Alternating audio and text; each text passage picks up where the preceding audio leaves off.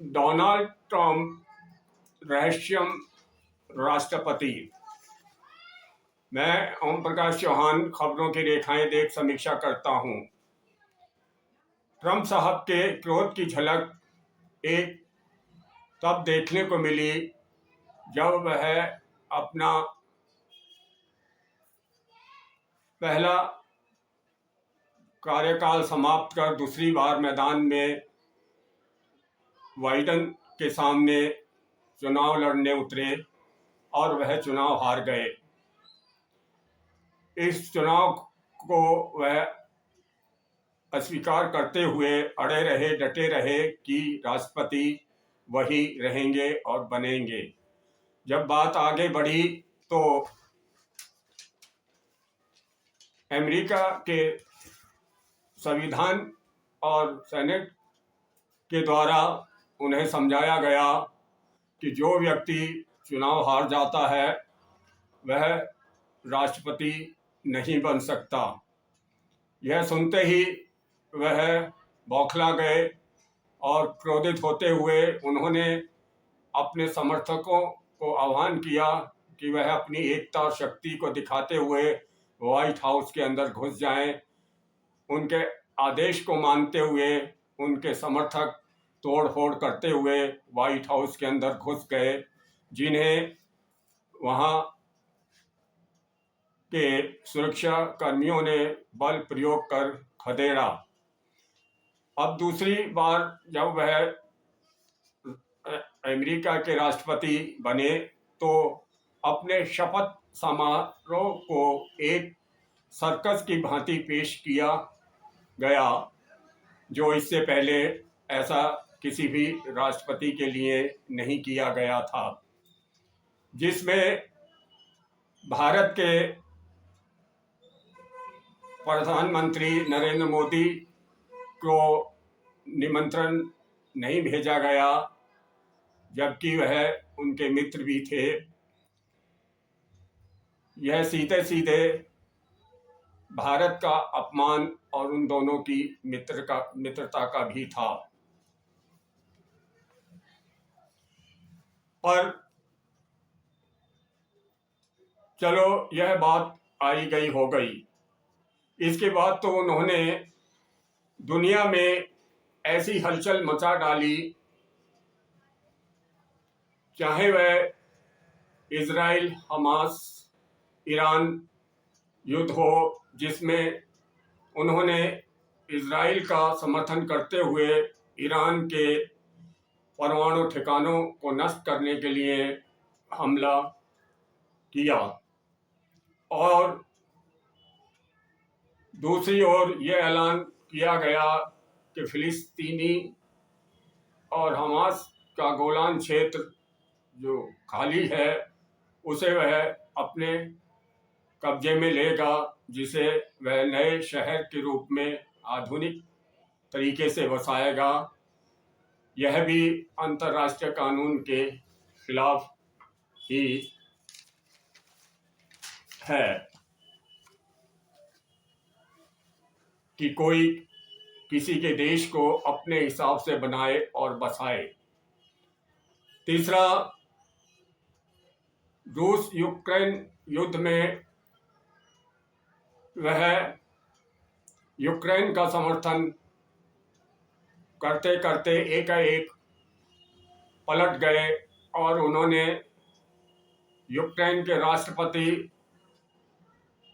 को वाशिंगटन बुला खरी खोटी सुनाए और धमकाते हुए कहा कि लड़ाई में जो रूस ने आपकी ज़मीन हथिया ली है उसे ना मांगते हुए आप रूस के साथ शांति समझौता करें, जिससे कि युद्ध समाप्त हो जाए। चौथा, उन्होंने दुनिया भर के देशों पर टैरिफ 20% से ले 50% से अधिक बढ़ाकर गरीब देशों को मुश्किल में डाल दिया। पांचवा, ग्वाटेमाला, पनामा, क्यूबा, उत्तर कोरिया इत्यादि को धमकाया, डराया कि मैं तुम्हें नस्ते नबूद कर दूंगा अगर आप मेरे कानून या मेरे आदेश के अनुसार नहीं चले। और तो और उन्होंने वेनेजुएला के राष्ट्रपति को अपने फाइटर भेज कमांडो द्वारा वहाँ से हथकड़ियों में कैद कर वाशिंगटन बुलवा लिया, जो कानून के और किसी देश के खिलाफ माना जा रहा है, बताया जा रहा है, जिसमें उन्होंने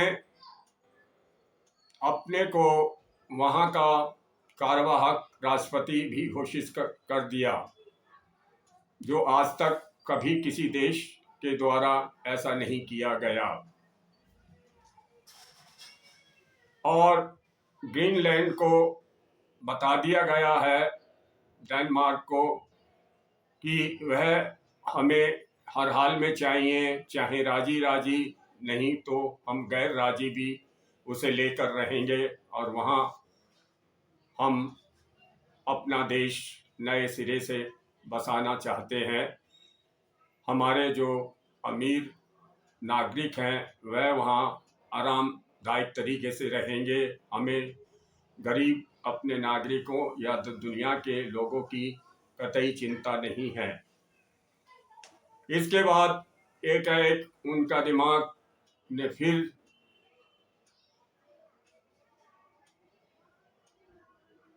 पलटा खाया और ईरान को युद्ध की धमकी दे डाली।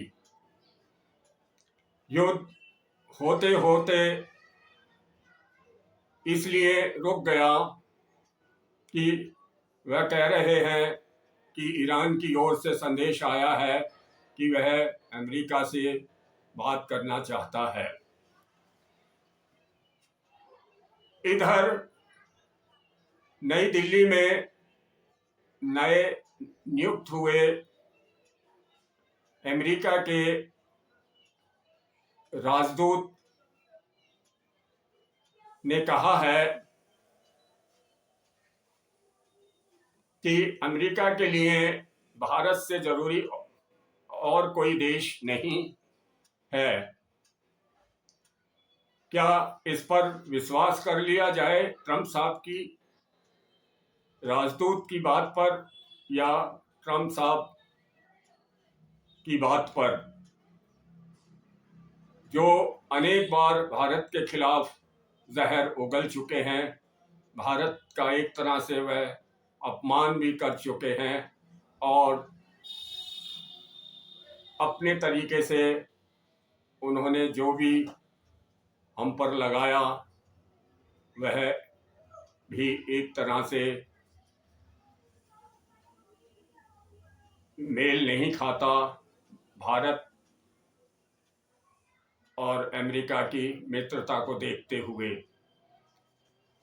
इसलिए उन्होंने अब तक के अपने कार्यकाल में दुनिया को हैरानी, परेशानी और दुविधा में ही डाला हुआ है।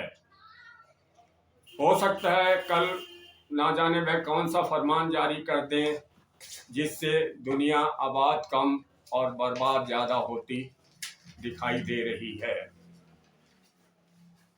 धन्यवाद। आप मेरा